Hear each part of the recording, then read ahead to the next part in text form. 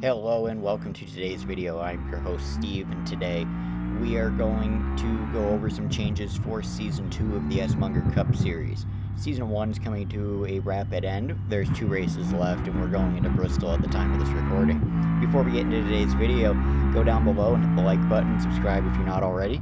I genuinely appreciate all your guys' support.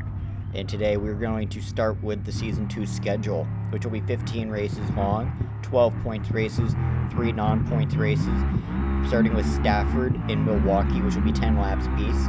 The 12 points races will be starting with Daytona, Rockingham, Mid-Ohio, Charlotte, Pocono, Darlington, Talladega, Texas, Eldora, which will be 25 laps at night, Michigan, Coda, and Homestead will be the points finale. Martinsville will be the final race of the season, and it will be an all-star event. The way the all-star race is going to work is 5 drivers will be qualified in by being top 5 in points in Season 1. 5 will be qualified in by being top 5 in Season 2 points who haven't qualified in, via Season 1 points. There'll be a last chance qualifier race before the main, and the top 2 will advance, and 1 more driver will be voted in to the all-star event for a total of 13 drivers running at Martinsville for 15 laps as a send-off to the end of the season. But let's go ahead and get into our next thing. We're going to be breaking down the way that the races are going to be operating this season. So for Season 1, it was single races. The qualifying order was made up, and then when you got here on race day, it was one event. At the end of the race, the winner was the winner. Everybody got scored as is.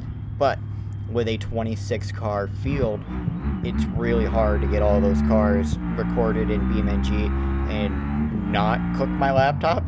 It's not the strongest system in the world, but I can at least make do with what I got.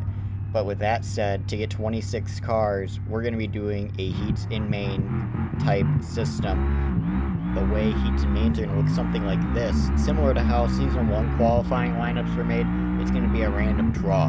But any car who qualifies in the odd position will be going into Heat A. So 1st, 3rd, 5th, 7th, 9th, 11th, 13th, 15th, 17th, 19th, 21st, 23rd, 25th. Everybody there is going into Heat A, whereas the even-numbered cars, the 2nd, 4th, 6th, 8th, 10th, 12th, 14th, 16th, 18th, 20th, 22nd, 24th, 26th, they will all be in Heat B. And the top 7 from each heat will be who advances into the mains, and 8th through 13th in each heat will be credited with a 15th through 26th place finish based on what heat you're in and where you finish in said heat.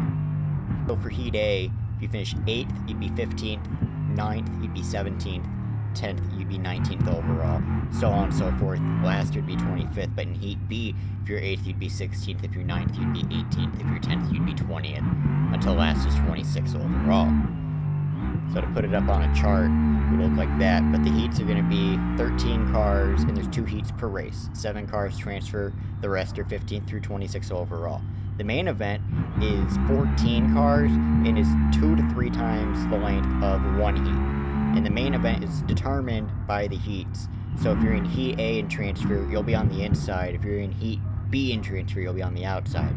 So if you finish 5th in Heat A, you'll be 9th in the main. And if you finish 5th in Heat B, you'll be 10th in the main. Just whatever heat you're in, you'll be either on the inside or outside, dependent on whatever heat you're in. Up next is cautions, and the way cautions will work. Pretty much in the heats in the main, cautions will come out for the same thing. Multi-car accidents, the track being blocked, circumstances where it's reasonable.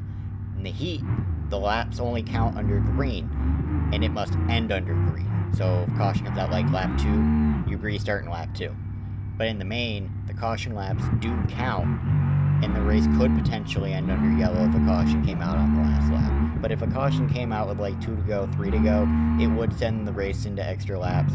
It at least has to end with a green-white checker type restart, similar to how it was in Season 1. With the field expanding to 26 cars, we had to rework the points. So the winner of each race will walk away with 30 points, second will get 28, third will get 26, fourth will get 25, and it'll go down by 1 for the rest of the way down. So 25, 24, 23, 22, 21, 20, and 19 points for the 10th place finisher overall, with 18 going to 11th, 17 to 12th, and down by 1 till 9 points are credited to 20th, and it will go all the way down to 26th place, where 26th place will be credited with just 3 points.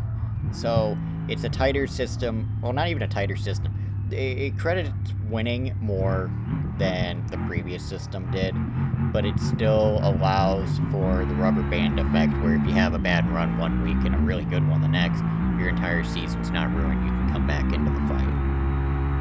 I think that covers all of the major changes coming to the SMunger Cup Series for Season 2. In terms of the rules and the way that the races will be run and set up and organized. I appreciate everybody who tuned into this video. I appreciate all of the support I've had over the last 7-8 months working on this series.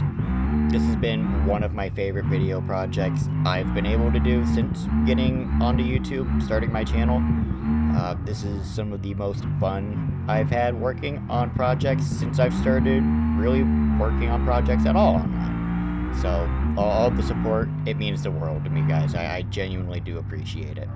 Anyways, this is Steve. I'm signing out. I'll see you guys at the next race when we're in Bristol.